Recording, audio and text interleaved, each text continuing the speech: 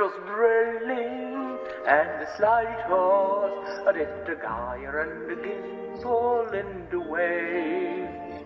Why, you're a cat. A Cheshire cat. Old Mimsy in the Borough Road. Oh, wait. Don't go, please. There you are. Third Oh, no, thank you. But I just wanted to ask you which way I ought to go. Well, that depends on where you want to get to. Oh, it really doesn't matter, as long as I... Then it really doesn't matter which way you go. So one of my favorite movies is an adaptation of Lewis Carroll's Alice's Adventures in Wonderland. Not the newest one with Johnny Depp and Whoopi Goldberg. It's not bad. Or even the cute Disney cartoon one that you saw a clip of. My favorite Alice in Wonderland is the 1933 version with some wonderful, wonderful Tweedle brothers. A Cheshire cat that fades in and out, leaving a huge smile. A queen whose rendition of "Off with their heads" sends chills right up my spine. And the scariest Jabberwocky you have ever encountered.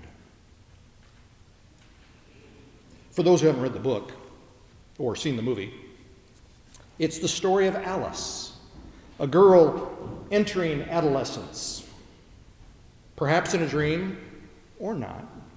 Alice, while chasing a white rabbit, falls down a rabbit hole and in the process enters a strange world, a land full of wonders that seem most of the time to make little sense. What is really isn't. Up is down. It's a confusing world, even though Alice is told that things are neither more nor less than what they seem. After a considerable number of ups and downs in her journey, literally and figuratively, Alice comes to the juncture of two roads. Here's how the story goes. She was a little startled by seeing the Cheshire cat sitting on a bough of a tree a few yards off. The cat only grinned when it saw Alice. It looked good-natured, she thought. Still, it had very long claws and a great many teeth, so she felt that it ought to be treated with respect. "Cheshire Puss," she began, rather timidly, as she did not know at all whether it would like that name. However, it grinned a little wider. "Come, it's pleased so far," thought Alice. And she went on. "Would you tell me, please, which way I ought to go from here?" "Well, that depends a good deal on where you want to get to," said the cat. "I don't care much where," said Alice. "Then it doesn't matter which way you go," said the cat. "As long as I get somewhere," Alice added as an explanation. "Oh, you're sure to do that," said the cat, "if you only walk long enough."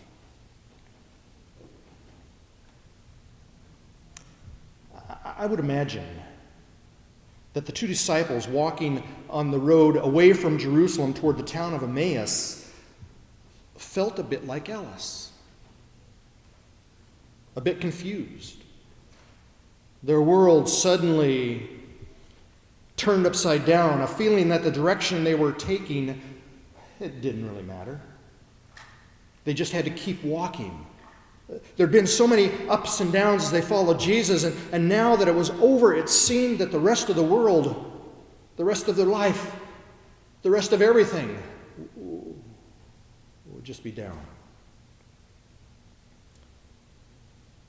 As far as they knew, Jesus was lying in a borrowed tomb, his life ended by violence. They needed to get somewhere, anywhere, rather than be where they had been. Maybe, just just maybe if they walked long enough, they would be able to walk away from their pain. Anywhere except where they'd been. And for now, it didn't matter where. The pain of their friend and leader dying, the disruption of their perception of what the great rebellion would be, seeing the apostles, the other leaders in the faith running away, the fear of being killed themselves, all of that was too great to bear in the midst of that city of hate. And so we find them in the midst of their grief on a road leading out of Jerusalem. Well, quite naturally, their discussions centered on all the heart-rending events that had taken place over the past 3 years, particularly the last 3 days. Not only centered on those events, but the discussion was consumed by the fact that their friend was dead. Little did they know. How could they know, given the path they had chosen to take, that the same day they left was the same day the stone had moved from in front of the tomb? That Mary Magdalene and the others had seen the empty tomb, had already experienced the risen Christ, that some of the frightened apostles were already finding their way back to the upper room. For all they knew, everyone had scattered. And Jesus was dead. Wow. Isn't it interesting how grief can cause a person not to care? Can cause a person to feel lost, even abandoned. The non-direction in which they were going could have caused them to lose the opportunity to be exactly where they needed to be. Had they been more mindful, more open to the holy presence, they too might have experienced the empty tomb at sunrise. They too might have been living in the possibilities rather than slogging through the depressive fear that their lives were destroyed. Have you had the experience of aimless wandering in your life? For any variety of reasons, have you felt the need to be somewhere, anywhere, rather than at a certain point in your life?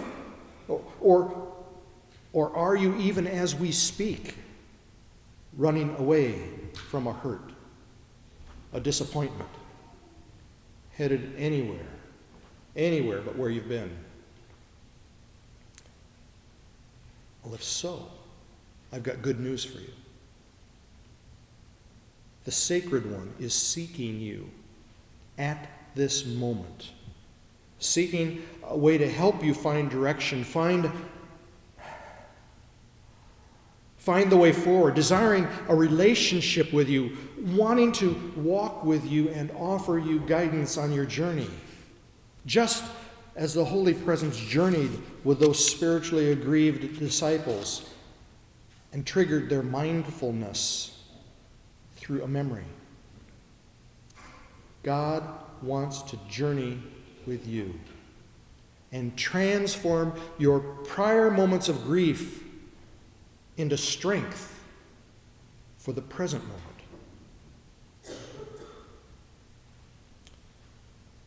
Knowing where you're going is a wonderful gift. And to know where you have been can help you maintain your direction forward.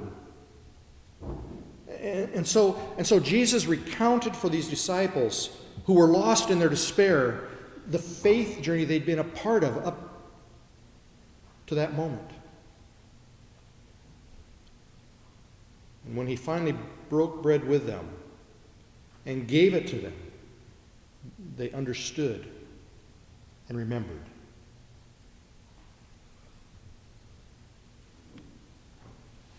At that moment in time, in that place where they were, those two disciples, those two ordinary, directionless, hurting individuals experienced joy. We constantly rehearse and remember the direction we have come from on our faith journey because it matters where we are going. And while there may be those times of despair in which we really could care less which end was up, it matters that we not give up. It matters that we not lose sight of the sacred life that we are all called to be a part of. I would suggest that it does make a difference if you know where you're going. And it makes a difference that this community of faith is willing to journey with you as we discover direction together.